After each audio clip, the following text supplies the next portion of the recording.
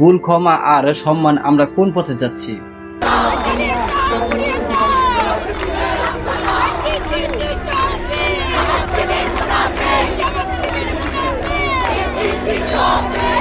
আসসালামু আলাইকুম প্রিয় দর্শক, আজ আমি কোনো দলকে বড় করতে বা ছোট করতে আসিনি।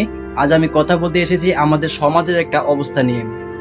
আমরা কি দিন দিন ক্ষমা করতে ভুলে যাচ্ছি? আমরা কি দিন দিন সম্মান করতে ভুলে যাচ্ছি?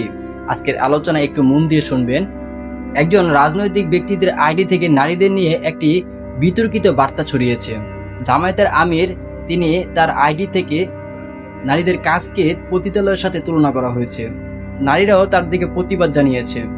পরে তিনি বলেছেন আইডি হ্যাক হয়েছে, অনেকে বিশ্বাস করেছে, অনেকে করেননি। এখানে আমার প্রশ্ন, আমরা কি পুরো সত্য জানি, নাকি সোশ্যাল মিডিয়ায় বিচারী মানুষকে শেষ করে দিচ্ছে?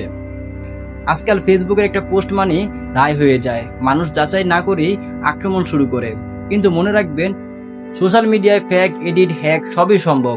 একটা পোস্ট মানে কি একজন মানুষের পুরো চরিত্র? নারীদের কাছ থেকে যে কত কথা শুনতেছে, তার এটা শোনার অধিকার ছিল না, কিন্তু সে একটা ভুলবশত তার একটা জিনিস ভাইরাল হয়েছে, তারকে তা শুনতে হইতেছে।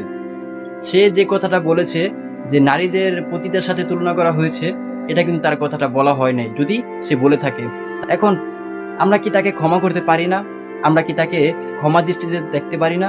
তাকে একটা ভুল হয়েই গেছে, তাকে কি ক্ষমা করা যায় না? আমাদের সংস্কৃতিতে মুরব্বীদের সম্মান দেওয়া শেখানো হয়। ইসলামে শিখিয়েছে বড়দের সম্মান, ছোটদের স্নেহ।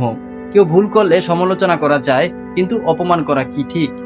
বিশেষ করে যখন বিষয়টা প্রমাণিত না হয়।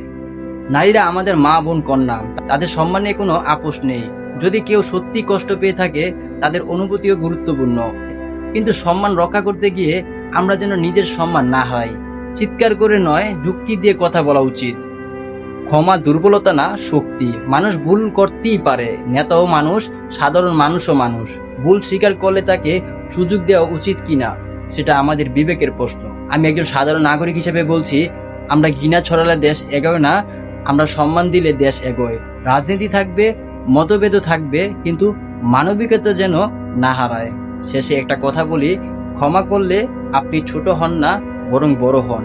দেশের নাগরিকের কাছে একটা অনুরোধ জানাচ্ছি এবং মা বোনদের কাছে একটা অনুরোধ জানাচ্ছি, জামায়াতের আমির যে কথাটা বা যে পোস্টটা করেছে, জামায়াতের আমির যে সমস্ত কথা বলেছে এবং তার ব্যক্তিগত প্রোফাইল থেকে যে পোস্টটা হয়েছে, হতেও পারে এটা হ্যাক, জানা যায় না যেটা হ্যাক নাকি হ্যাক না। তারপরও যারা এরকম ভাবে সমালোচনা করছেন বা এরকম ভাবে উচ্চস্বরে কথা বলছেন, আন্দোলন করছেন, তাদেরকে আমি একটা অনুরোধ জানাচ্ছি, এরকম ভাবে কোনো কথা বলবেন না যেটা আমরা এই পর্যন্ত শিওর না যে তার পোস্টটা কি আসলেও সে নিজে করছে কিনা।